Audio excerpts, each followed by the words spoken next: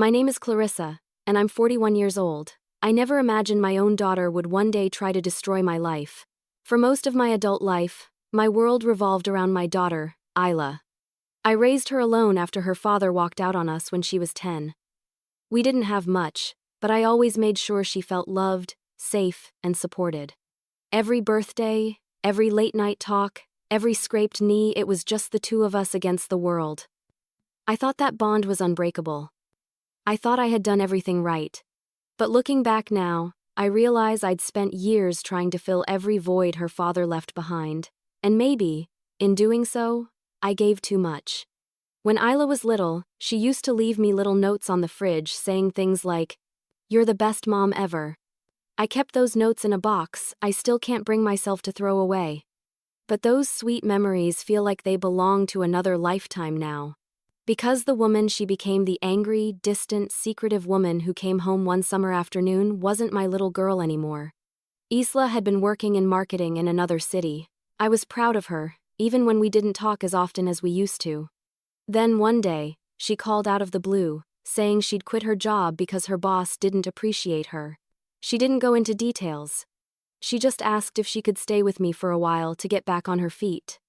Of course, I said yes, she was my daughter. I would have done anything for her. The first few days after she moved back in were fine. We cooked together, watched old movies, laughed like old times. But slowly, something changed. She started locking her bedroom door, disappearing for hours without telling me where she was going, and spending money she didn't have. I noticed new clothes, designer handbags, expensive makeup, things I knew she couldn't afford without a steady job. When I asked her about it, she snapped, accusing me of snooping and controlling her life. It broke my heart to see her so defensive. I told her I was only worried, that I loved her. She rolled her eyes and said I was dramatic. The argument that followed was like a thunderstorm, loud, sharp, and impossible to stop. For the first time in her life, she told me she wished she'd never come back. I spent that night sitting at the kitchen table, staring at her untouched dinner plate. I kept telling myself it was just a phase, that she was stressed, that she'd open up eventually. But the distance only grew. Every time I tried to talk to her, she found a way to twist my words or storm out. One morning, about 2 weeks after that fight, I woke up to a sound that still haunts me, a scream that sliced through the quiet of dawn. It came from outside. I ran to the front door and saw Isla lying at the bottom of the driveway, clutching her leg, crying out in pain. My heart nearly stopped. I rushed to her side, trying to help her up, but she screamed louder, saying I was hurting her. "Don't touch me!" she cried, tears streaming down her face. "You did this! You never fixed the railing like I told you." I froze. The railing. I remembered her mentioning it weeks ago, that it felt loose when she leaned on it. I'd promised to take a look but never got around to it because of my long work shifts. The guilt hit me like a punch to the stomach. I looked up at the porch, saw the railing hanging slightly crooked, and felt a wave of panic. Within minutes, neighbors were gathering. Someone called an ambulance. I was kneeling beside my daughter, trembling, begging her to stay calm, while she cried that she couldn't move her leg. I could barely breathe. The sound of the sirens grew louder until the paramedics arrived, 2 of them, both young men, professional and calm. They asked questions, checked Isla's vitals, and carefully examined her leg. One of them, the taller one, looked puzzled. He pressed gently around her shin, and exchanged a quick glance with his partner. I didn't think much of it at first, I was too overwhelmed. But then I overheard something that made my stomach twist. The shorter paramedic muttered quietly, "These bruises look older." I turned to him, confused. "What do you mean?" I asked, my voice shaking. He looked startled, realizing I'd heard, and quickly brushed it off. "Just noting some swelling, ma'am," he said. But his tone told me there was more. Isla kept insisting she'd fallen because of the railing, that it was all my fault. She refused to let me touch her, even when I tried to comfort her. "Just stay away from me," she screamed as the paramedics loaded her onto the stretcher. I offered to ride along in the ambulance, but she looked at me with eyes so full of hatred I barely recognized her. "I don't want you there," she said coldly. That broke me more than anything else. The taller paramedic hesitated before shutting the doors. He looked at me, really looked, and there was something in his expression I couldn't read. Pity maybe, or confusion. But just before the doors closed, he leaned slightly toward me and whispered something so quietly I almost thought I imagined it. That look wasn't pity, it was warning. At first, I thought I was about to lose my only child. The moment the ambulance sped away, I stood frozen in the driveway. My hands shaking so badly I could barely hold my phone. The sound of the siren faded into the distance, leaving behind only the whispers of neighbors and the thudding of my heartbeat. Everything felt unreal. My daughter had just been taken away in an ambulance, and all I could think was, how did it come to this? I grabbed my coat and drove to the hospital, even though Isla had told me not to come. I couldn't just sit there. The 30-minute drive felt endless. My thoughts spun in circles. Was she really badly hurt? Had I truly failed to fix that railing like she said? Was this somehow my fault? By the time I reached the emergency room, my stomach was in knots. When I arrived, a nurse at the reception desk told me Isla was still being evaluated. I sat in the waiting area, staring at the floor tiles, trying not to cry. I caught glimpses of the paramedics who'd brought her in, filling out their reports. The taller one, the same man who'd looked at me so strangely earlier, walked past and nodded politely. For a moment, I almost went up to him, but something in his face told me to wait. After what felt like hours, a doctor came out to speak with me. He said Isla had a sprained leg, some bruising, and minor swelling. But nothing was broken. I should have felt relieved. Instead, I felt something else: unease. The doctor's tone was cautious, like he was holding something back. "We'll keep her for observation," he said. "But it's not as severe as she described." Then he added, "She's resting now, but she doesn't want visitors." That stung. I'd spent her whole life being her protector, and now she didn't even want to see me. I asked if she'd said anything else, and the doctor hesitated before replying. She mentioned something about the porch railing, said it was unstable. His eyes softened. "Try not to blame yourself too much, Miss Randall." I thanked him, but the guilt still burned in my chest. I drove home in silence, the house feeling colder than ever. When I got there, I walked up the porch steps and stared at that railing. The screws looked loose, but not completely detached. There were scuff marks near the base, almost like someone had twisted or wrenched it on purpose. I ran my hand over the wood, frowning. Could she have fallen from this? It wasn't even that high. The next morning, I went back to the hospital. Isla was sitting up in bed when I entered the room, scrolling through her phone. Her leg was wrapped in a brace, but she didn't look like someone in agony. "You shouldn't be here," she said flatly when she saw me. "I just wanted to check on you," I replied gently. "The doctor said you'll be fine." "Fine?" she scoffed. "You think a sprain and nerve pain are fine? You're unbelievable, Mom." Her tone made my stomach twist. I reached out to touch her hand, but she pulled away sharply. "You should have fixed that railing. I told you weeks ago. This is your fault." The words hit like knives. "Isla, I started," but she turned away and stared at the window. The air between us felt thick, suffocating. I didn't know what to say. I stood there for another moment, before quietly leaving. That night, as I was cleaning up the kitchen, my phone buzzed. It was a message from an unknown number. "If she files anything, get a lawyer." My chest tightened. I typed back, "Who is this?" No reply. The number was local but unlisted. I didn't know what to think. The following day, I decided to check in with the hospital one last time before giving Isla space. When I arrived, I saw the same tall paramedic again, standing by the vending machines. He recognized me instantly and walked over. "You're Isla's mother, right?" he asked quietly. "Yes," I said cautiously. "Is everything okay?" He hesitated, then spoke carefully. "Look, I'm not supposed to discuss patient details, but..." Something about her story didn't add up. Her injuries didn't match what she described. A fall from that height wouldn't leave bruises like those. Some looked older, maybe a week old. I stared at him, my mouth dry. "What are you saying?" He exhaled, glancing around to make sure no one was listening. I'm saying she might have been hurt before that fall. Or she might have prepared those bruises herself. I'm not accusing her, but I've seen staged injuries before. Just be careful, okay? I wanted to reject it, to tell him he was wrong. But deep down, a horrible thought had already started to take root. Could Isla really fake something like that? No. Not my daughter. Not the little girl who used to fall asleep in my lap after thunderstorms. Still, I couldn't shake his words. I thanked him numbly and walked out of the hospital, my mind spinning. By the time I got home, I felt sick. I went to bed early, but sleep wouldn't come. Every creak of the house felt like a whisper, every thought like a warning. The next morning, I opened the front door to grab the mail and froze. There was a man standing at the end of my driveway, watching the house. He was wearing a dark suit and holding a folder in his hands. As soon as our eyes met, he started walking toward me.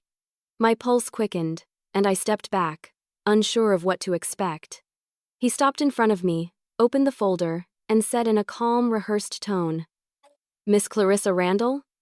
He handed me a stack of legal papers, turned, and walked away without another word. I looked down at the papers in disbelief, reading the first line. 2 days later, a man in a suit knocked on my door and handed me papers that shattered my world. 2 days later, a man in a suit knocked on my door and handed me papers that shattered my world. The words blurred on the page as I stood frozen on my porch, the cool morning air suddenly heavy around me. I blinked hard, reading and rereading the heading, Notice of Civil Action Negligence Resulting in Personal Injury. The plaintiff's name stared back at me like a wound, Isla Randall. My daughter.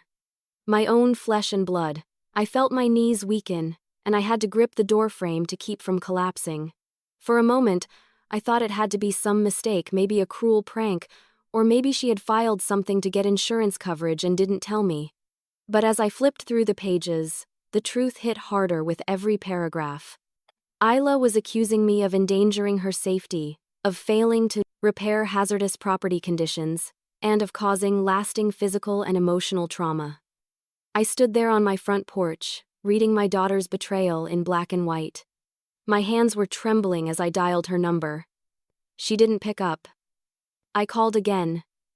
And again. Finally, she texted back one word. Don't. That was it.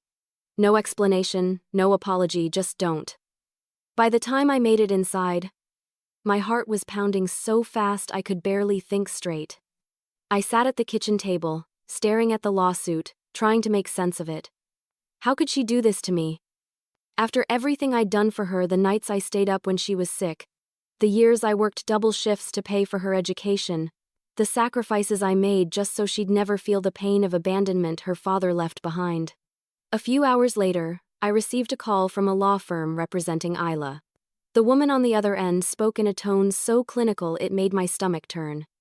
She explained that Isla was pursuing damages for severe injury and emotional distress. When I asked to speak with my daughter directly, she replied coldly, "I'm afraid communication should go through legal counsel from this point forward." I hung up and felt something inside me crack. I knew then this wasn't some misunderstanding, it was war. Over the next few days, the whispers began. Neighbors who used to wave suddenly avoided eye contact. One woman I'd known for years posted something vague on social media about people who pretend to be perfect mothers. My workplace found out, and though my boss tried to be sympathetic, I could feel the discomfort in every conversation. The HR department said I'd need to take a leave of absence until the situation was resolved, citing company reputation concerns. My entire life was unraveling faster than I could grasp it.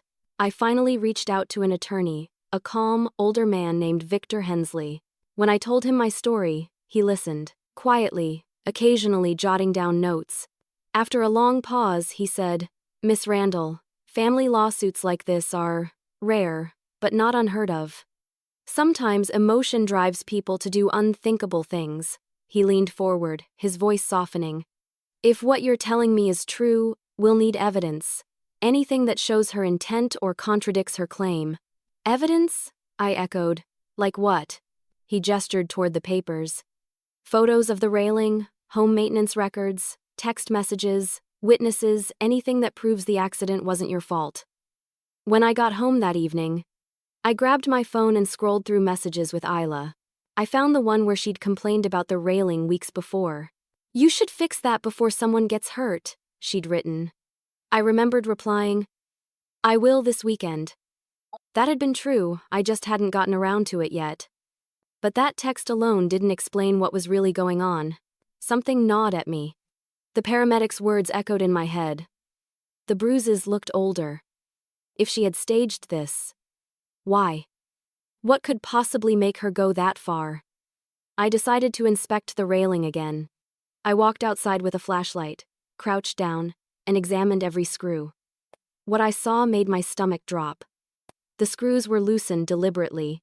Not stripped, not worn from age, turned just enough to make the railing unstable.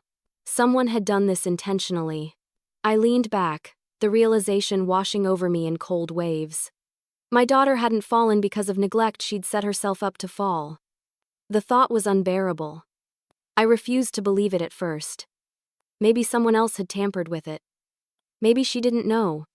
Maybe she'd just been manipulated somehow. But then I remembered the money, the expensive clothes, the secretive behavior.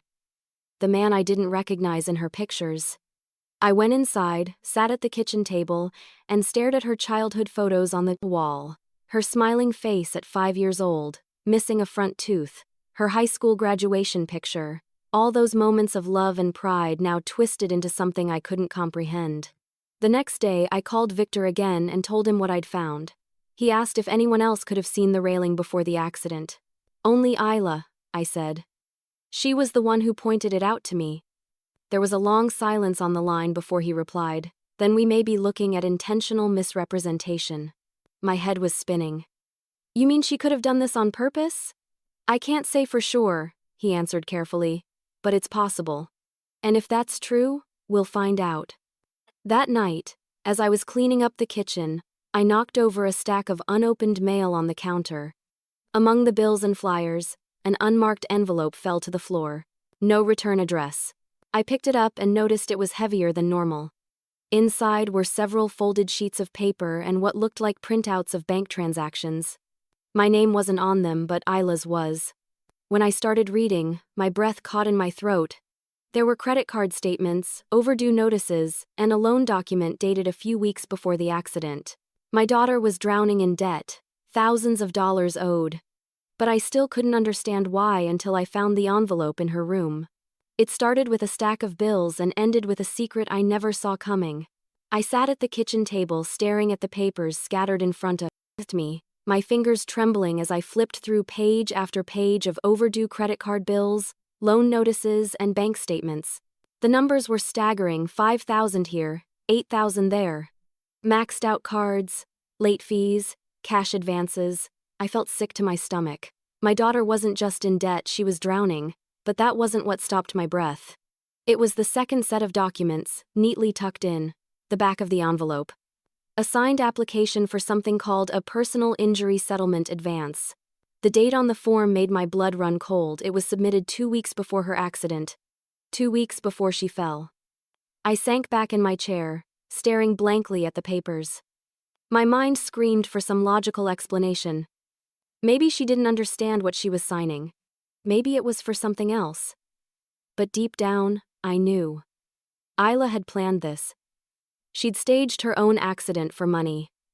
The betrayal hit me like a physical blow. I pressed a hand over my chest, trying to breathe, but it felt like my ribs were closing in on my lungs. I'd worked myself to exhaustion to give her a good life, to make sure she never had to face the kind of desperation I once did, and now she was using that desperation as a weapon against me. I gathered the papers, shoved them back into the envelope, and went upstairs to her room. My heart pounded as I pushed open the door. The room smelled faintly of her perfume, something sweet and floral, but underneath was another scent, sharp and unfamiliar. The room was tidy, too tidy, almost staged. I started opening drawers, one by one. Makeup, notebooks, random receipts. And then, in the nightstand, I found something that made my skin crawl: a small digital camera. Curiosity got the better of me. I turned it on. There were dozens of photos, Isla standing near the porch, holding her leg and grimacing dramatically, photos of the loose railing, even close-ups of her bruises. Some were time-stamped from days before the supposed accident. My breath hitched. She'd documented everything in advance, preparing evidence for the lawsuit she planned to file against her own mother. I dropped the camera back onto the bed, my hands shaking uncontrollably. I wanted to scream, to cry, to break something, anything, but I couldn't move. I just stood there, staring at the floor, feeling the weight of a betrayal I didn't know how to process. Then, another detail caught my eye, an open purse on her desk, with a small hotel keycard peeking out. The logo was from a high-end place downtown, far above anything Isla could afford. Beneath it was a folded photo Isla with a man I didn't recognize, taken in what looked like the hotel lobby. He was maybe in his early 40s. Well-dressed, confident, with his arm around her shoulders. Isla looked happy in the picture, not the tense, angry girl who lived under my roof lately. I flipped the photo over and saw something scrawled on the back in her handwriting.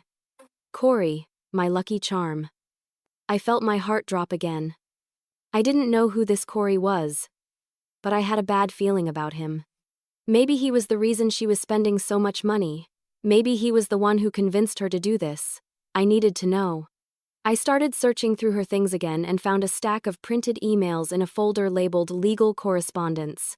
The first few were between Isla and a law firm, all formal, professional. But near the end of the stack was one message from a personal Gmail account. It wasn't signed, but the writing was smug and manipulative. Once you've got the medical report and photos, the rest is easy. Insurance will settle fast. You'll get your payout in a few months, just make sure your story stays consistent. Remember, no contact with her unless it's through me or your attorney. My stomach turned. I didn't need a signature to know who it was. Corey, the man in the photo. He wasn't just some boyfriend, he was part of the plan. I sat on the edge of Isla's bed, clutching those papers, feeling like my entire world had been rewritten in one night. How could she? How could my daughter, my own flesh and blood, plot something so cruel not just for money, but against me? I thought about all the times I'd defended her, believed in her, covered her mistakes. I thought about her first heartbreak, when she cried in my arms and told me I was her best friend.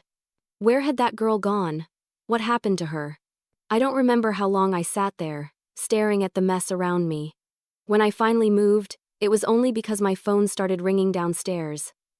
I stumbled down the steps, still clutching the envelope, and grabbed the receiver. "Mrs. Randall?" a voice said.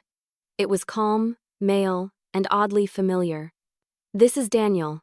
I'm one of the paramedics who responded to your daughter's call last week." My pulse spiked. "Yes, of course," I said quickly. "Is everything okay?" There was a pause. "I'm sorry to call you like this, but there's something you should know about what happened that morning. Could we talk privately?" My grip on the phone tightened. I didn't know what he was about to tell me, but something in his tone sent a chill down my spine. "Of course," I whispered. "Tell me everything." I thought I'd seen the worst until the hospital called me the next morning. The voice on the other end was calm, but what he said shattered my remaining faith in my daughter. I pressed the phone to my ear, my heart pounding hard enough to feel it in my throat. "Daniel?" I said quietly, unsure of what to expect. His voice was steady, but there was something hesitant underneath it, as if he wasn't sure whether to say what he was about to say. "Mrs. Randall," he began. "I don't usually do this, but I felt like I needed to reach out. Something about your daughter's case, it doesn't sit right with me." I leaned against the counter, clutching the edge for balance. "What do you mean?" I asked, though a part of me already knew where this was going. He sighed softly. "When we brought her in, she was very specific about how she fell," said. The railing gave way. She tumbled down the steps, hit her leg on the concrete, but the pattern of her injuries didn't match that story. The bruises were too uniform, too contained. It looked more like something caused by blunt contact over time, not a single impact. I closed my eyes, my stomach twisted. "You think she did it herself?" I whispered. "I can't make that claim officially," he said carefully.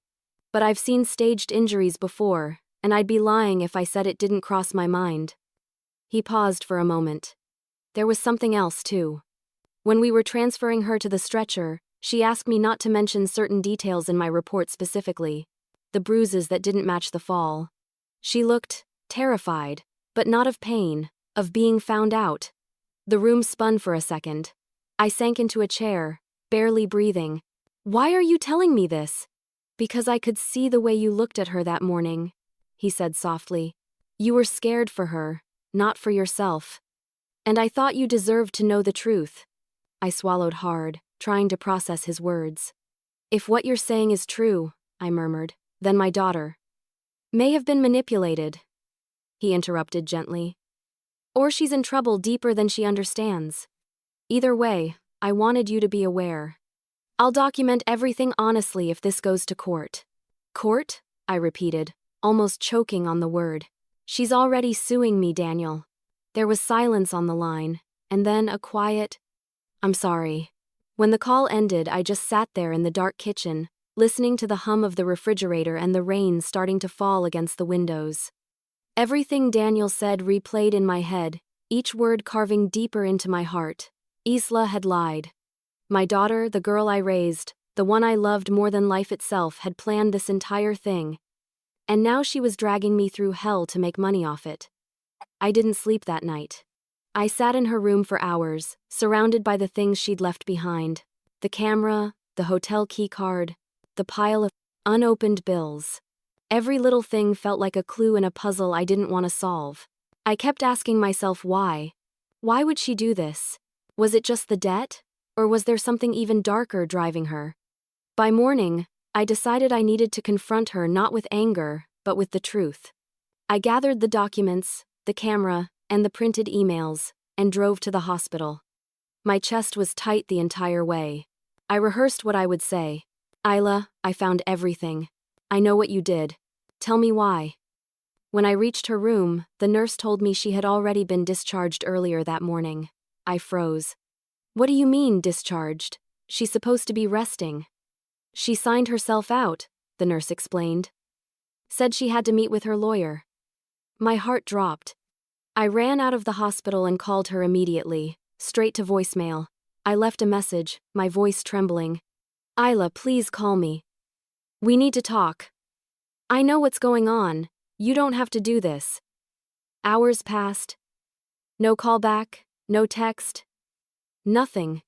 That night, I sat by the window watching the rain, feeling more alone than I ever had in my life. My lawyer called to tell me Isla's side had filed an additional motion claiming emotional abuse and negligence spanning years. Lies. All of it. I felt physically sick reading her statements. She'd painted me as some cold, heartless woman who'd neglected her only child. I wanted to scream, to defend myself to someone, but who would believe me? Every time I thought of going to the police or the press, I stopped myself. This was my daughter, my only family. I couldn't destroy her, even if she was destroying me. But Daniel's words wouldn't leave me alone. She might have been manipulated. There was still that man, Corey. The one in the hotel photo. Maybe he was behind all of this. Maybe Isla wasn't acting alone. I went through her emails again, searching for something new. And there it was, a new message had come, and time-stamped just a few hours earlier. It was short, but chilling. Don't talk to anyone. They'll ruin everything. I'll handle the rest. No name, no signature. But I knew who it was. The next morning, I called Victor, my lawyer, and told him everything about Daniel's call, the evidence I found, the man named Corey. He listened carefully, then said, "We'll need to prepare for the worst, Clarissa. This is more than a lawsuit now. This could be fraud. Maybe even conspiracy." I nodded, tears burning behind my eyes. "I just want the truth to come out," I whispered. He promised to start building our case. But even as he spoke, I felt something deep inside me change. I wasn't just a mother trying to protect her daughter anymore. I was a woman fighting for her own survival. Still, a part of me prayed that somehow Isla would come to her senses, that she'd realize what she was doing before it was too late. But when I opened social media that evening, my heart stopped. There was a new post from her private account, a photo of her leg in a brace with the caption, "Some people will never take responsibility until they're forced to." Hundreds of comments flooded in, all sympathetics, all condemning me. My hands shook as I read them, each word cutting deeper. But I didn't know Isla was already one step ahead of me. When I saw the social media post, I knew she was spiraling deeper than I imagined. The morning after that post went live, I woke up to a phone full of messages. Some were from friends who didn't know what to believe. Others were from people I'd barely spoken to in years, all pretending to check in while clearly fishing for gossip. I sat on the edge of my bed, staring at my phone, watching the comments multiply under Isla's post. People were calling me a monster, an abuser, even a sociopath. They told her she was brave for speaking out, brave for lying, brave for ruining her own, my mother's life. I couldn't even cry anymore. My tears had run dry days ago. I felt hollow, like a part of me had died quietly when I saw her name on that lawsuit. But now, with the whole world cheering her on, it felt like she'd buried me alive. I knew I couldn't just sit and watch it happen. I needed to find out what she was planning and who was really behind it. I remembered Daniel's warning. She might have been manipulated. That thought gave me a sliver of hope, something to hold on to. Because if she wasn't the mastermind, maybe there was still a way to save her. So I did something I never thought I'd do. I opened a fake social media account and started looking for her. Her main page was private, but I remembered she'd once been close with a girl from college, a talkative one named Marnie. After some searching, I found Marnie's profile, and there it was, a tagged photo of Isla from just a few days earlier. My breath caught. Isla was sitting in a restaurant, smiling, wearing designer clothes, her supposedly injured leg crossed casually under the table. I clicked deeper, following every tag, every comment, every mention. And then I found it, a private page linked to Isla's name but under a different handle. The bio read, "Starting fresh. No more being the victim." I hesitated for a second before clicking follow. To my shock, it accepted immediately. She didn't even have it locked down. Scrolling through that page felt like watching a stranger's life unfold. There were selfies, expensive dinners, luxury clothes, and captions about finally taking control. But what chilled me were the comments. One name kept appearing under every post: Corey West. The man from the photo in her room. He left comments like, "Proud of you, baby," and "You deserve the world now that you've cut her off." I clicked on his profile. He looked older than I first thought, maybe mid-40s. His bio said he was an X2 and Win-U2, independent financial consultant. But the post told a different story: flashy cars, cash stacks, and motivational quotes about getting what you're owed. The kind of man who thrived on manipulation and greed. I scrolled until I found a photo that made my stomach turn: Corey standing beside Isla, his arm around her waist, captioned, "Power couple in the making." That was when I knew she wasn't acting alone. Corey was helping her, maybe even orchestrating the entire thing. I took screenshots of everything: her posts, his comments, the hotel photo, the timeline. My fingers shook, but I felt a strange sense of purpose again. I wasn't crazy. There was proof. I forwarded it all to Victor, my lawyer. And when he called me back that afternoon, his tone was grave. "This changes everything," he said. "If we can prove Corey's involvement, we might expose the whole thing as fraud." "Do you really think she's capable of this?" I whispered. There was a pause. "I think desperation makes people do terrible things, and I think someone like Corey knows how to use that." That night, I sat alone in my living room, scrolling through old photos of Isla as a child. I remembered the first time she fell off her bike and how I'd carried her home, whispering that she was safe. That same little girl now looked at me like a stranger, maybe even an enemy. It broke something inside me to realize love wasn't enough to save her anymore. Still, I couldn't give up. I met with Victor the next morning, and we began building our defense. He told me he'd reach out to Daniel for a formal statement, to strengthen our case. I spent hours organizing the evidence, screenshots, documents, the camera photos into labeled folders. Every click of the printer felt like another piece of my heart being documented, filed, and numbered for court. But just as I started to feel like I might have a fighting chance, something happened that knocked the air out of me again. Isla went public. One evening, I got a notification she had posted a video. I almost didn't open it, but curiosity won. It was a recording of her sitting on her bed, her leg brace clearly visible, tears glistening in her eyes. The title read, "The Truth About My Mother." My heart sank as I hit play. In the video, she talked about how I had controlled her all her life, how I dismissed her pain, and refused to help her when she needed me most. She even held up a photo of the porch, claiming it had been neglected for years.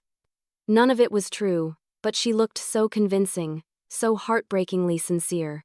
I could see why strangers were moved by her story. She knew exactly what to say, how to cry, how to look like the victim. By the next morning, the video had over 200,000 views. I read the comments, hundreds of people calling her brave and strong. Not one of them knew they were watching a performance. And yet, even through the humiliation and anger, one thought wouldn't leave me. Corey wrote that script. It was too polished, too strategic. She didn't come up with that alone. Victor called me the following day with updates. "We'll submit our counterclaim this week," he said firmly. "And Clarissa, I think it's time we subpoena Corey." I agreed, my voice steady for the first time in weeks. I didn't know how far Corey's influence went, but I was ready to find out. And then Isla did something I never thought she'd be capable of. She went public. Overnight, my name became poison. By the next morning, my entire world had caught fire. Isla's video had gone viral, spreading across every social platform like wildfire. My phone wouldn't stop vibrating messages, calls, notifications. Friends I'd known for decades unfriended me. My coworkers stopped responding to texts. Even my boss, who'd always been kind, sent a short, curt message. "Given recent developments, we'll need to discuss your employment status." I tried not to look at the comments, but I couldn't help myself. People I didn't know were calling me a manipulative narcissist, a failed mother, the reason children cut off their parents. Others said I deserved to be sued. One even wrote, "Some parents never realize they're the villains until it's too late." I sat on my couch for hours, scrolling, unable to look away from the chaos that used to be my life. Every word felt like a stab wound. My hands shook so badly that I dropped my phone twice. The worst part wasn't what strangers thought it was, knowing my own daughter had created this narrative. She had twisted our entire life into a tragedy where she was the victim and I was the villain. By noon, the news had picked it up. A local outlet ran a segment titled, "Woman Sues Mother Over Neglect. A Growing Trend of Family Lawsuits." They didn't use our names, but anyone who knew us could piece it together. I watched it on TV in silence, numb, until my lawyer, Victor, called.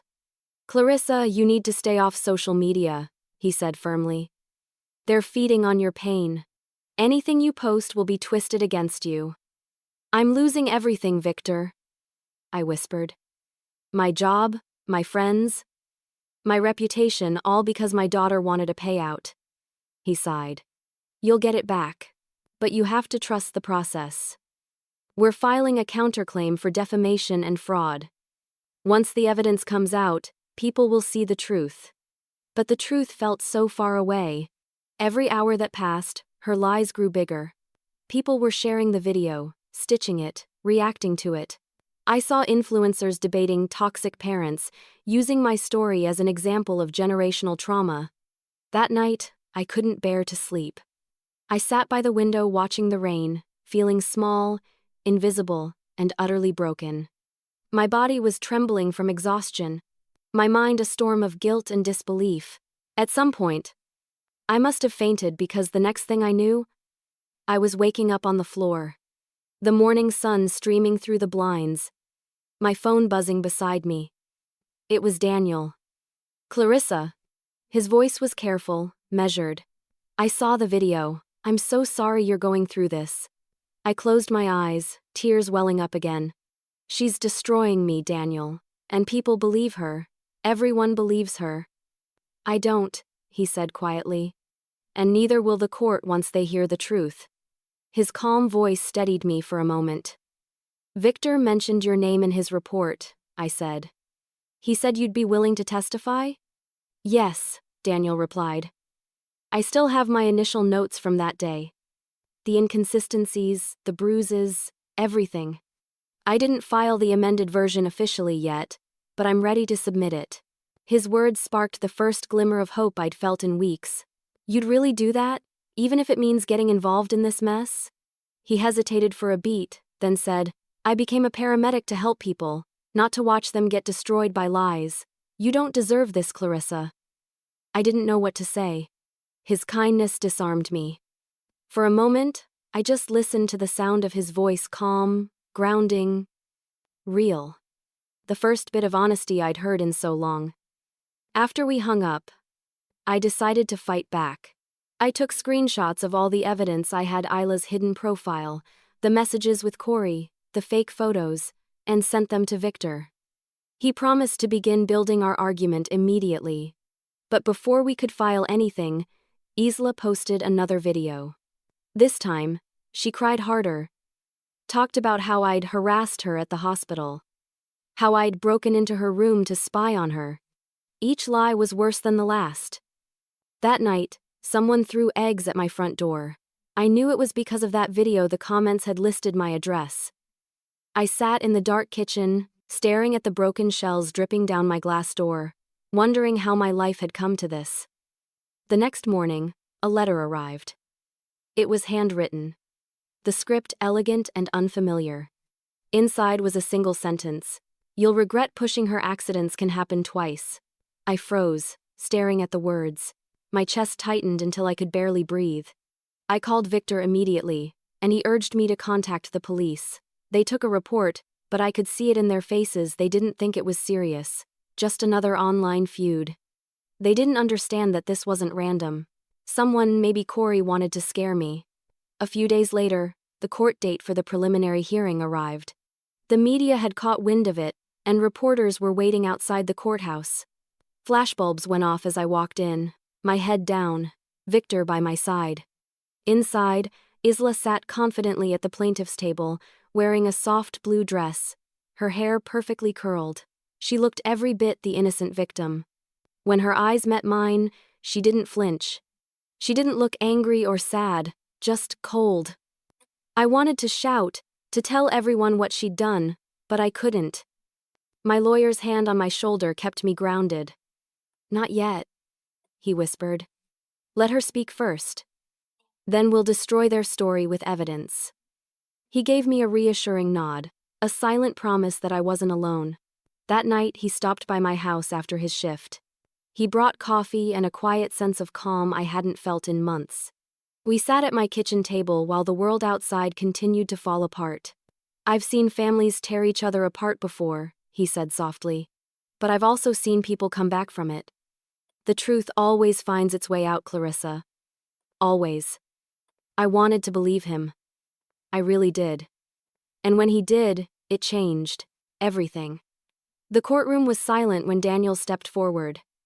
The day of the main hearing felt like a blur, a strange mix of dread and numbness. I had barely slept the night before. My stomach churned as I sat outside the courtroom, my hands clutching the stack of evidence Victor had helped me prepare.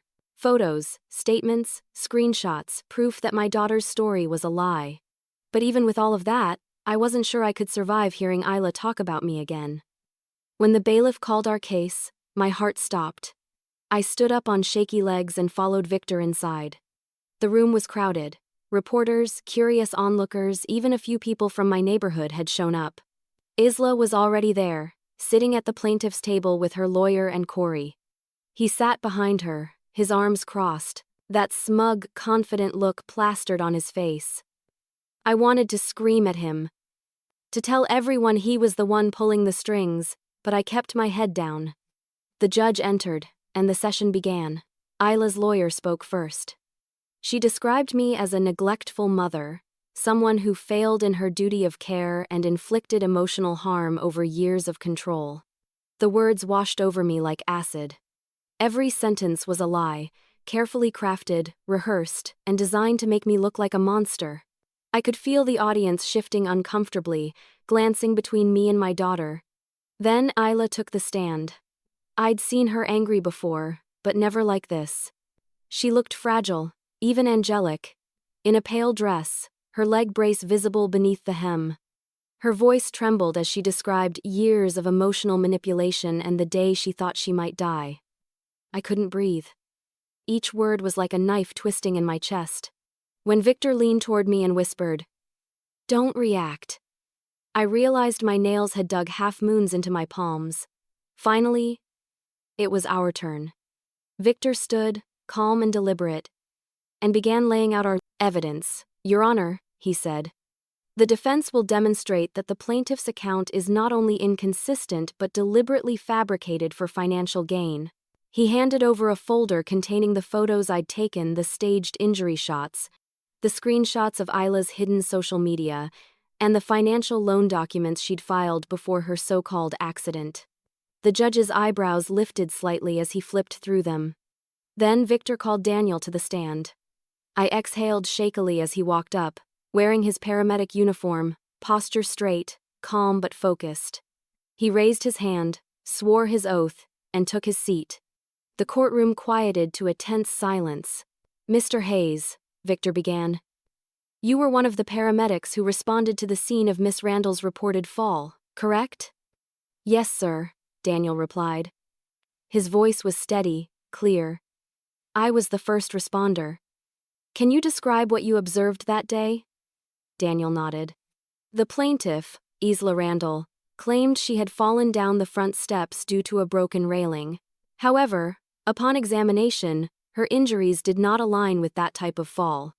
There were multiple bruises of varying stages of healing, some at least a week old, and the pattern of the newer ones suggested controlled pressure, not impact trauma. A murmur rippled through the audience. Isla's lawyer immediately objected, claiming speculation, but the judge allowed Daniel to continue. He leaned forward slightly, his tone calm but firm. "I've been a paramedic for over 15 years. I've treated hundreds of fall victims. This injury pattern was inconsistent with the story I was told. I noted it in my preliminary report, though I was later asked by the patient not to include certain details about the bruises." Victor stepped closer. "To clarify, the patient, Isla Randall, specifically asked you to omit details from your report?" "Yes," Daniel confirmed. "She seemed nervous and told me it would complicate things. I made a note of that as well." The judge looked up sharply. Isla's lawyer shifted uncomfortably. Corey's smirk faded. Victor handed Daniel a photo. "Is this the scene you documented that day?" Daniel nodded. "Yes. I took these with my work phone before we left standard procedure. As you can see, the porch railing was loose, but the steps were only a few feet off the ground. A fall from that height could cause bruising, but not the kind or severity she displayed." The judge studied the image carefully. I watched Isla's hands tighten around the edge of the table. Her lawyer whispered something urgently in her ear, but she didn't look at him. She was pale now, her confidence slipping. "Mr. Hayes," Victor said finally, "based on your professional experience, would you say the injuries could have been self-inflicted or intentionally staged?" Daniel hesitated for a moment, then spoke clearly. "Yes, Your Honor. It's a possibility I cannot rule out." The courtroom erupted in whispers. I heard gasps, even a few shocked laughs. The judge banged his gavel for silence. Across the room, Isla looked at me, and for the first time in months, I saw fear in her eyes. When court adjourned for the day, chaos erupted outside. Reporters shouted questions, flashes went off, people whispered my name again, but this time, it sounded different. Not as an accusation, but as curiosity. I walked past them, head high. My heart still trembling but full of something new. Hope. Daniel found me outside on the courthouse steps. He gave me a small, reassuring smile. "You did great," he said softly. "I didn't do anything," I replied, my voice barely holding steady. "You did." He shook his head. "The truth did. It just needed a voice." But the battle wasn't over yet. Victor told me we had to wait. The judge had ordered a deeper investigation into Corey's involvement. The evidence Daniel had presented opened new doors. If Corey had conspired with Isla to commit fraud, both could face serious consequences. That night, As I sat in my car outside my house, staring at the glow of my porch light, my phone buzzed. A message from an unknown number. I opened it, and my blood ran cold. It read, "You should have kept quiet, Clarissa. You have no idea who you're dealing with." I looked up at my dark windows, my breath catching in my throat. The silence around me suddenly felt dangerous. But the real twist came when the judge ordered the police to investigate Corey. Within days, Corey's name was all over the news. I didn't even have to look for updates, they found me. My phone lit up constantly with headlines, emails, and messages from people I hadn't spoken to in years. Fraud investigation targets ex-insurance adjuster Corey West. The same man who'd wrapped his arm around my daughter's shoulder in that hotel photo was suddenly being investigated for a string of settlement scams stretching back years. Apparently, Daniel's testimony had triggered something bigger. When the judge ordered a formal inquiry, the police discovered that Corey had been on their radar before, accused of falsifying injury claims, manipulating evidence, and coercing victims into filing fake lawsuits for cash. He'd walked away clean every time, always letting someone else take the fall. But this time, he'd made a mistake. He'd left a digital trail. Email exchanges, wire transfers, text messages. And now, that trail led directly to my daughter. I sat in Victor's office 2 days later as he read through the initial police report. My pulse pounded in my ears as he turned page after page. "There's no question anymore," he said finally. "Corey used her, Clarissa. He coached her, organized the entire scam, and promised her half the settlement money." I closed my eyes, my chest tightening. "Half of nothing," I muttered, bitterly. Victor leaned forward, his voice gentle. "She's going to be questioned. You need to be prepared for that. And I need to ask you something difficult. Are you sure you want to press charges against her too?" The question hit me harder than I expected. I sat there for a long time, staring at the carpet. "She's still my daughter," I whispered. "Even after all of this? She's still my little girl." He nodded solemnly. "I'll make sure the authorities know that." When I left his office, the world felt strangely still. The storm that had torn my life apart was beginning to quiet. But I couldn't feel peace yet, only a heavy, aching sadness. Because no matter what Corey had done, Isla had chosen to help him. She had lied, deceived, and humiliated me. That wasn't manipulation. That was betrayal. The following morning, I woke to a knock at the door. My stomach dropped when I saw 2 police officers standing on the porch. For a moment, I couldn't move. "Mrs. Randall?" one of them asked politely. "We need to inform you that your daughter, Isla Randall, has been taken into custody for questioning regarding fraud and conspiracy." The words didn't sound real. I nodded numbly and asked if I could see her.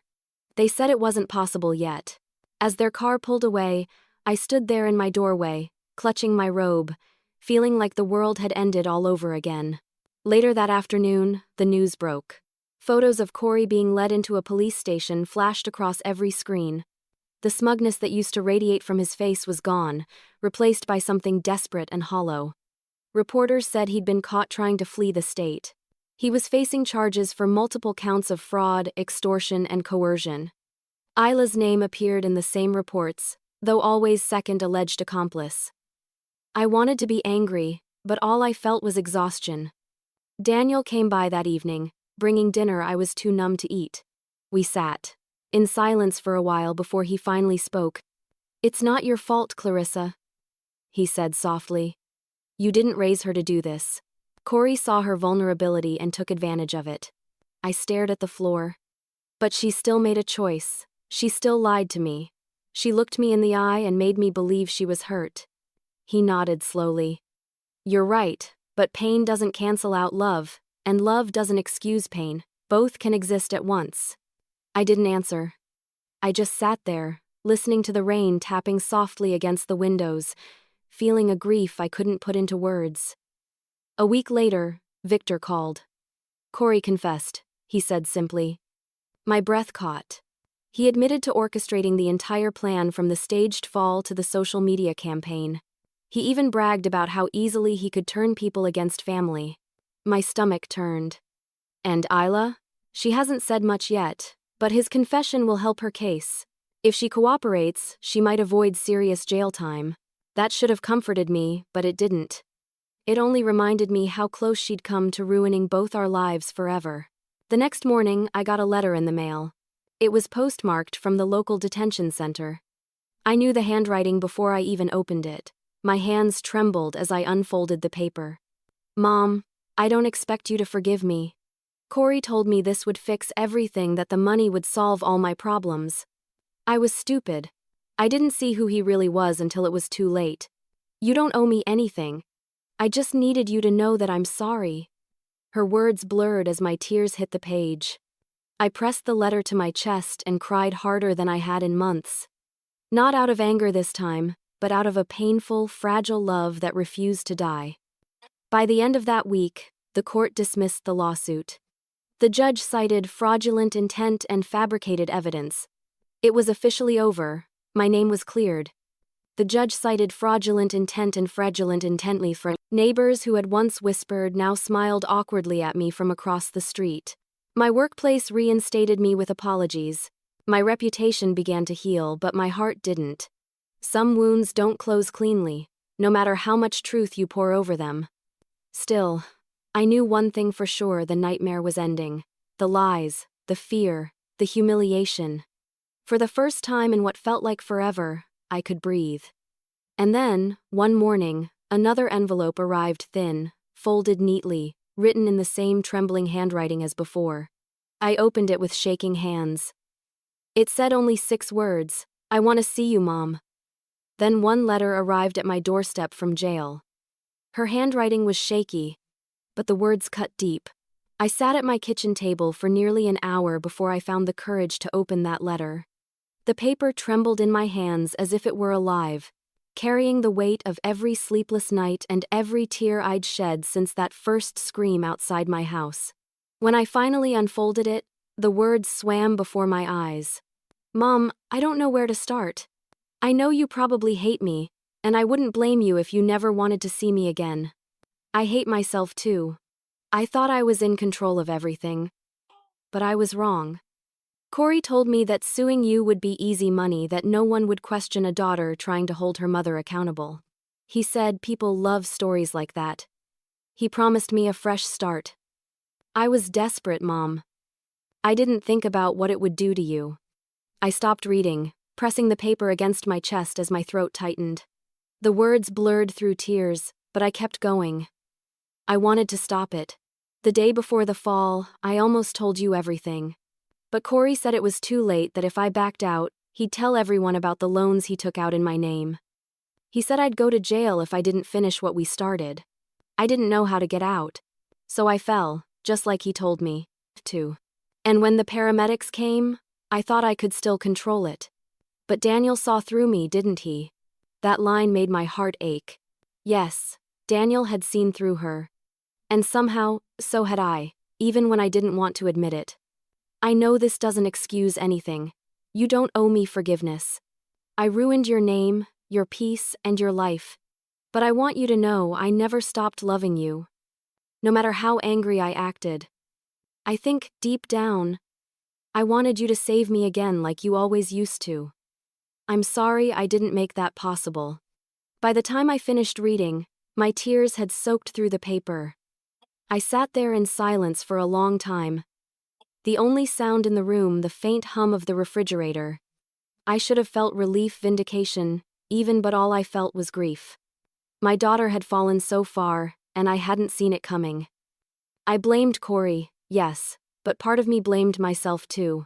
Maybe I'd worked too much, maybe I'd missed the warning signs, maybe love had made me blind. A week later, I found myself standing in front of the county detention center. The gray walls loomed high above me, cold and unwelcoming. I told myself I didn't have to go inside, that I could turn back, but my feet moved anyway. I had to see her not as the woman who'd betrayed me, but as my child. The guard led me into a small visitation room.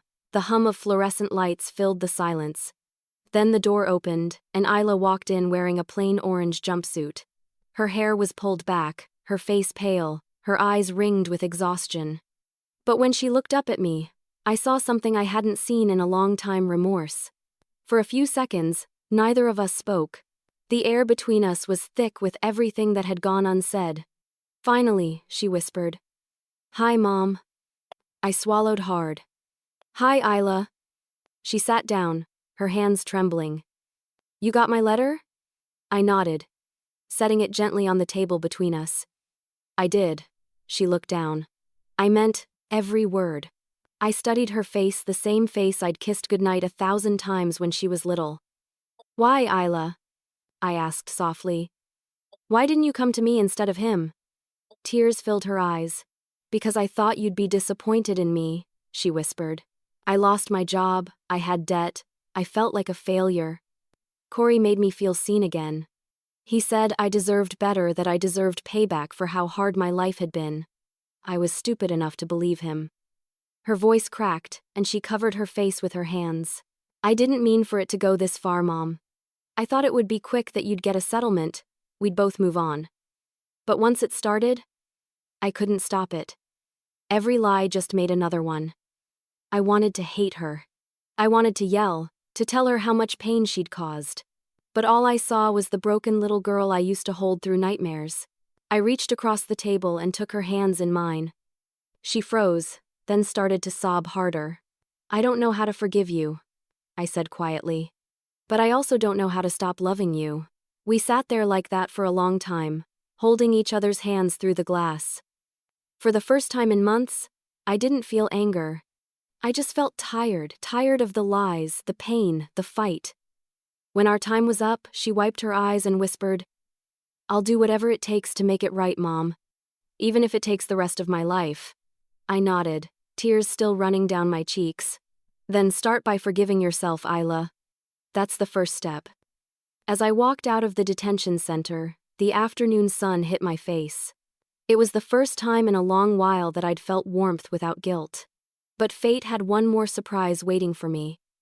When I saw Daniel again, I didn't expect him to change my life. It had been almost 6 months since the lawsuit ended. The world around me had slowly started to settle, like dust after a long, brutal storm. I had gone back to work at the clinic, though the days still felt different, quieter, heavier. People were kind again, polite even, but there was always a trace of pity in their eyes. The whispers had stopped, but I could still feel them echoing in my head. Every night when I came home, I'd glance at the small box on my bookshelf, the one that held Isla's letters. She had written me 3 since the first, all filled with guilt, apologies, and promises to change. I wrote back once, but I kept my response short. I told her I was proud she was cooperating with therapy, and that I hoped she was healing. I didn't say I forgave her, not yet. I didn't want to lie. Life had become a routine of quiet survival until one rainy Thursday evening, when I saw a familiar face through the glass doors of the clinic. Daniel. He looked just like I remembered: calm eyes, strong posture, the kind of presence that carried steadiness into any room. He smiled when our eyes met, and for a moment, I forgot how to breathe. "Clarissa," he said softly, stepping inside. "I hope it's okay that I came." "Of course," I managed to say, trying to hide my surprise. "What brings you here?" He shrugged gently. "I was in the neighborhood. Thought I'd check in on you." It had been months since the trial, but somehow, seeing him again felt natural, comforting even. We sat in my small office with 2 cups of coffee between us. The rain pattered softly outside as he told me he'd left the paramedic service. "I needed a change," he explained. "After everything that happened, I realized I was burning out. I still want to help people, just in a different way." I tilted my head. "What kind of way?" He smiled faintly. "There's a community center downtown. They run support groups for people who've gone through trauma, family betrayal, or emotional abuse. I've been volunteering there. It's helped me more than I've expected." The word betrayal hit deep, like a quiet echo in my chest. I looked down at my hands. "That sounds healing." He nodded. "It is. And actually, that's why I came. We're starting a new program next month focused on people recovering from public humiliation, online shaming, or family-driven trauma. You came to mind." I blinked, startled. "Me?" "Yes," he said gently. You've lived it, survived it. You know what it feels like to have the truth buried under lies. You could help others going through the same thing. For a moment, I couldn't speak. I'd spent so long trapped in my own silence that the idea of using my pain for good felt impossible. I don't know if I'm ready for that, I admitted. Daniel leaned forward, his voice low, patient. You don't have to be ready. You just have to be willing. Something about the way he said it, calm, steady, without expectation, unlocked something inside me. Maybe this was the next step. Not forgetting. Not pretending it never happened, but facing it. A few days later, I visited the community center. The place was small but warm, filled with soft light and the faint scent of coffee. There were flyers on the walls about healing, trust, and rebuilding. Daniel introduced me to the director, a kind woman named Eleanor, who greeted me like an old friend. You don't have to have all the answers, she told me. Sometimes just showing up is enough. So I did. I started showing up every week. At first, I just listened stories from people who'd been betrayed by partners, friends, even their own families. Each story hurt, but it also reminded me that I wasn't alone. Pain had 1,000 faces, and mine was just one of them. After a few weeks, Daniel asked if I'd be willing to share my story. My chest tightened at the thought. I don't think I could get through it without crying, I said honestly. He smiled gently. Then cry. That's how people know you're real. When I finally stood in front of that small circle and told them everything from Isla's fall to the trial, to the way the world turned on me, I expected pity. But what I saw in their eyes was understanding. No judgment. Just quiet recognition. For the first time since this nightmare began, I didn't feel ashamed of my story. I felt free. After that, things started to shift. I began journaling again, something I hadn't done since Isla was little. I wrote about pain, forgiveness, fear, and love. Sometimes Daniel would read a passage and smile, telling me it sounded like hope disguised as heartbreak. Over time, our conversations grew deeper, softer. He started staying after meetings to help me lock up, walking me to my car under the dim glow of streetlights. I began to realize how much I'd come to rely on his presence, his quiet strength, his way of seeing the good in everything, even in me. One evening as we walked to the parking lot, he said something I'll never forget. You know, Clarissa, sometimes the people we help the most are the ones who remind us why we needed healing in the first place. I smiled through a soft ache in my chest. And sometimes, those people show up when we least expect them. He smiled back, and for the first time in years, I felt something gentle bloom inside me. Not romance exactly, but connection. Hope. Through him, I finally began to see a future not built on pain but healing. Healing doesn't mean forgetting. It's strange how quiet life becomes after a storm. For months, my world had been chaos filled with lawyers, reporters, and the echo of my daughter's accusations. Now, the silence was almost disorienting. But within that silence, I found space to breathe again. Every morning, I started my day the same way. A cup of coffee, a walk around the block, a few lines in my journal. At first, my entries were short and hesitant fragments of thought, pieces of memory. But over time, the words began to flow more easily. I didn't write about Isla's betrayal so much as what came after: the guilt, the fear, the resilience I didn't know I had. Daniel encouraged me to keep writing.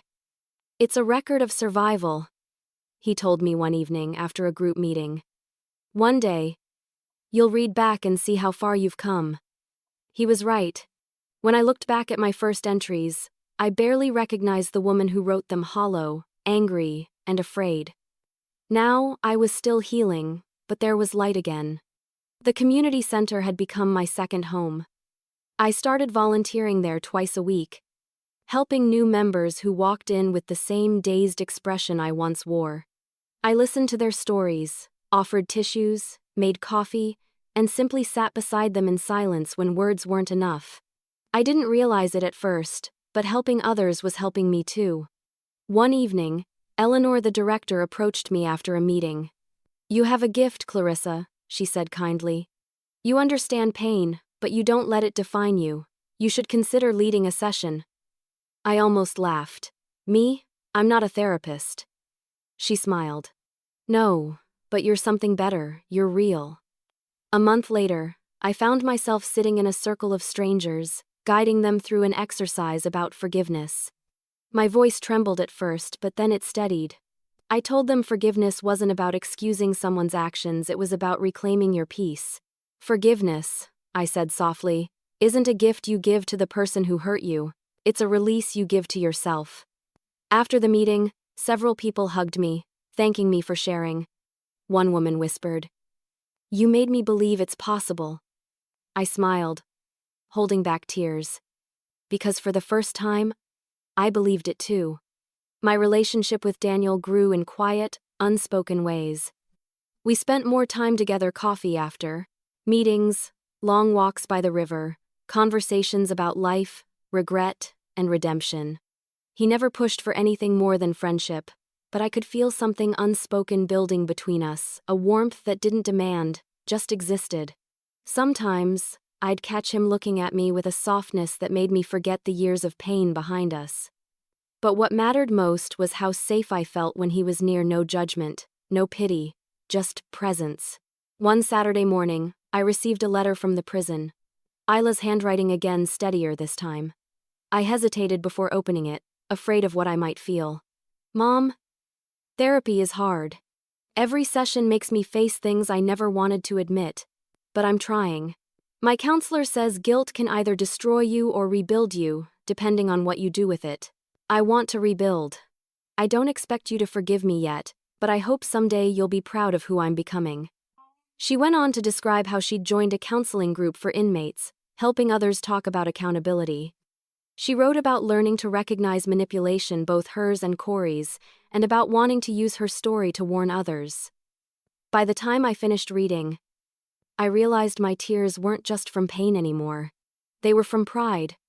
Quiet, cautious pride, but pride nonetheless. She was trying, and maybe that was enough. Later that evening, I showed the letter to Daniel. He read it carefully and nodded. "She's doing the work," he said softly. "That's more than most people ever do." I smiled faintly. "I want to write her back," I said. "Then do it," he replied. "But not because you owe it to her, because it'll help you heal." So I did. I told Isla I believed in her progress, that I wanted her to keep growing, and that I hoped someday we could rebuild slowly, truthfully, and without pretense. I didn't promise anything more than that, and for once, that felt enough. Weeks passed, and I found myself sleeping better, breathing easier. The nightmares faded. The heaviness I'd carried in my chest began to lift. I wasn't the same woman I'd been before. I was stronger, wiser, and strangely grateful for the lessons pain had taught me. One evening, as Daniel walked me to my car after a group session, he said quietly, "You've changed. You know." I smiled. "So have you." He shook his head. "No, I've just remembered why I wanted to help people in the first place. You reminded me." The night air was cool and soft, and for a brief moment, I felt a peace I hadn't known in years. I looked up at the sky and whispered to myself, healing doesn't mean forgetting, it means learning to live again. And then, for the first time in years, I slept without fear. 3 years later, Isla walked out of those gates. I stood outside the gray walls of the correctional facility, the same ones I had visited so many times, though today felt different. There was no buzzing intercom, no guard escort, no scheduled hour to say goodbye. Today, the doors would open for good. I clutched the letter Isla had sent me the week before, the one where she'd written, "I'm ready to come home, Mom. Not to the house, but to you." 3 years had changed her. They'd changed me too. I'd sold our old house not long after the trial ended. It held too many ghosts. I'd moved into a smaller place near the community center, quiet, simple, full of light. I taught weekly workshops there now, helping people rebuild after betrayal. I had found purpose again, something beyond pain. But as I stood waiting for Isla, I felt that old ache in my chest, the mixture of love and fear that only a mother could understand. What if she wasn't the same girl? What if seeing me reminded her of everything she'd lost? The metal door buzzed, and then she appeared. Her hair was shorter, her face thinner, but her eyes, those same hazel eyes I'd loved since the day she was born, were filled with something new: humility, strength, clarity. She hesitated when she saw me, gripping the strap of her small canvas bag. I smiled through tears. I couldn't stop. "Hi, sweetheart," I whispered. "Hi, Mom." Her voice trembled. For a few seconds, neither of us moved. Then, as if something invisible snapped, she dropped the bag and ran into my arms. I held her tight, burying my face in her shoulder. We both cried openly, years of pain pouring out all at once. "I'm so sorry," she sobbed. "For everything, the lies, the lawsuit, the shame." I shook my head, holding her face in my hands. "No more sorry, Isla. Just truth. Just now."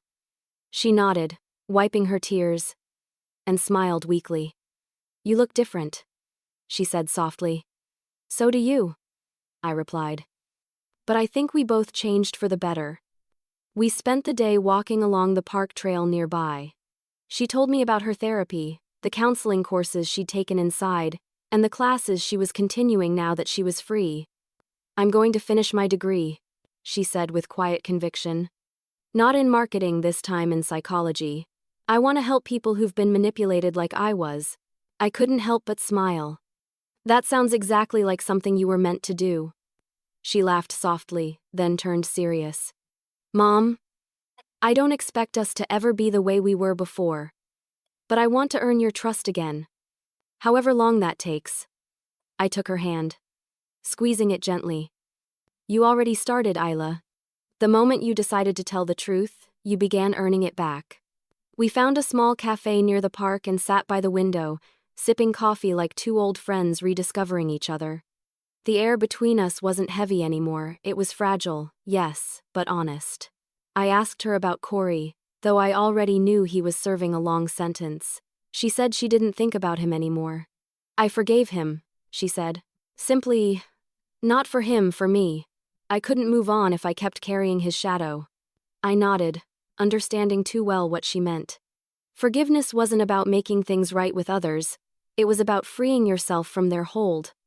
As we talked, I noticed how her laughter had changed. It wasn't the carefree sound of her youth, but it was real, grounded, sincere. Every story she shared carried both regret and resilience. And I realized that maybe prison hadn't broken her. Maybe it had finally stripped away everything false. After lunch, we walked to the community center. I wanted to show her the place that had given me back my life. The moment we stepped inside, Daniel appeared from one of the offices. When he saw us, his eyes widened slightly, and then he smiled, that calm, steady smile I had come to know so well. "Isla," he said kindly, extending his hand. "It's good to finally meet you under better circumstances." She looked nervous but shook his hand. "You're the paramedic," she said softly. "The one who told the truth." Daniel nodded. "The one who told your mother the truth. And I'm glad I did." Isla looked at me, tears welling in her eyes again. "Thank you," she whispered. "For saving her and me." Daniel gave a small, humble shrug. "Sometimes the truth is the only medicine that works." The three of us sat in the quiet lobby for a while, talking about second chances and new beginnings. Isla listened intently as Daniel described the programs we ran, and before we left, she asked if she could volunteer. "I want to give back," she said. "Maybe I can help others find the courage to admit their mistakes." When we stepped outside, the late afternoon light painted everything gold. Isla slipped her arm through mine as we walked to the car. I could feel her warmth beside me, and for the first time in years, it felt natural. "Mom," she said softly, "do you ever think about what would have happened if that day hadn't gone the way it did? If the truth hadn't come out?" I took a deep breath, looking at her face, older, wiser, but still my daughter. "Every day," I admitted. "But I've learned not to let the past control me. We can't change what happened, Isla, but we can decide what happens next." She smiled, her eyes glistening. "Then I want next to be better. For both of us." We stood there for a long moment, the evening breeze carrying away the remnants of everything we'd lost. I realized then that forgiveness doesn't erase scars, it just helps them heal cleaner. Looking back now, I understand that sometimes the ones we love most can hurt us the deepest. There are mornings when I still wake up expecting to hear Isla's footsteps in the hallway, the sound of her singing softly under her breath as she makes coffee. For a split second, everything feels the way it used to: warm, familiar, safe. Then I remember the years that changed us both forever. And yet, instead of pain, I feel gratitude. Because through all of it, the betrayal, the humiliation, the tears, I learned who I truly am. The years since Isla's release have been quiet but full. We speak often now, though we take things slowly, like walking barefoot over fragile glass. Trust doesn't rebuild overnight. Sometimes we still stumble into old patterns, moments where guilt flickers in her eyes or silence fills mine. But this time, we face them together, without lies between us. We've learned how to really talk, and that's something I once thought we'd never do again. Isla now works as a peer counselor at the same community center where Daniel and I volunteer. Watching her help others, watching her guide women through the same storms she once caused, fills me with a strange, bittersweet pride. She turned her punishment into purpose, her shame into strength. I see it in the way she listens to people, in how she never pretends to be perfect, just honest. Sometimes, during group sessions, I see her glance at me from across the room, a silent exchange of understanding that says, "We made it through." As for Daniel and me, our bond deepened over time in a way neither of us expected. It wasn't a grand romance full of declarations or fireworks, it was gentle, steady, the kind of love that grows quietly like sunlight through a window. We spent years walking alongside each other, building trust not out of desperation, but peace. He taught me that companionship doesn't have to fill a void, it can simply walk beside it. Eventually, we decided to start a program together. The Truth Line. A support network for families torn apart by deception, betrayal, or public humiliation. We help people find their footing again, just as others helped me. The first time we held a workshop, I looked at the faces in the room, parents, siblings, partners, all carrying their own versions of my story. And for the first time, I felt the full weight of what forgiveness can do when it's finally allowed to breathe. I often think about the night Daniel first called me, that moment when I was still drowning in confusion, not knowing he would become the person who'd pull me toward the surface.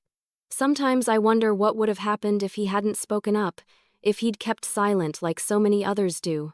Maybe I'd still be a woman hiding behind shame instead of sharing her scars proudly. Maybe Isla would have gone further down a darker road. Maybe we'd both still be broken. But life has a way of giving you the teacher you need, even when the lesson nearly destroys you first. People still ask me sometimes, "Do you ever wish it hadn't happened?" And the truth is complicated. There are days I wish I could erase the pain, the lawsuits, the lies, the loneliness. But if I did, I'd also erase the woman I became because of it. The one who can look in the mirror and see strength, instead of shame. The one who can tell her story not with bitterness but with peace. Forgiveness wasn't a single moment for me, it was a slow unraveling of anger, thread by thread, until I could finally see what lay beneath it. Love. Flawed, painful, unconditional love. The kind only a mother can feel after everything's been torn apart and somehow put back together. Sometimes Isla still apologizes, her voice trembling like it did that first day she came home. And every time, I tell her the same thing. You don't have to keep apologizing, Isla. The best apology is the life you're living now. A few weeks ago, we held an anniversary dinner at the community center, 3 years of the Truth Line. I watched Isla stand before a small crowd, sharing her journey openly for the first time. She spoke about accountability, redemption, and how sometimes healing means facing the person you've hurt most and choosing to keep showing up. I watched as the audience leaned in, listening, believing. My eyes filled with tears, not of sadness, but of awe. After the event, Isla came over and hugged me tightly. "You were right, Mom," she whispered. "The truth really does set you free." And in that moment, everything came full circle. The pain. The lies. None of it disappeared. But it no longer defined us. It became part of the story we tell, not the ending, but the lesson. Now, every time I share my story with new faces at the center, I begin the same way. My name is Clarissa, and I survived the unthinkable not because I was strong, but because I refused to stay broken. Because strength isn't never falling. It's learning how to stand up when the world mistakes you for the villain. It's forgiving someone who almost destroyed you and still finding space in your heart to love them. And as for that day, all those years ago, the morning my daughter screamed outside and the paramedic whispered something that changed my life, I still remember every second. His words had terrified me then, but now I understand their meaning. It wasn't just a warning, it was a beginning. Because in the end, it wasn't the paramedic's words that changed everything, it was what they made me finally see.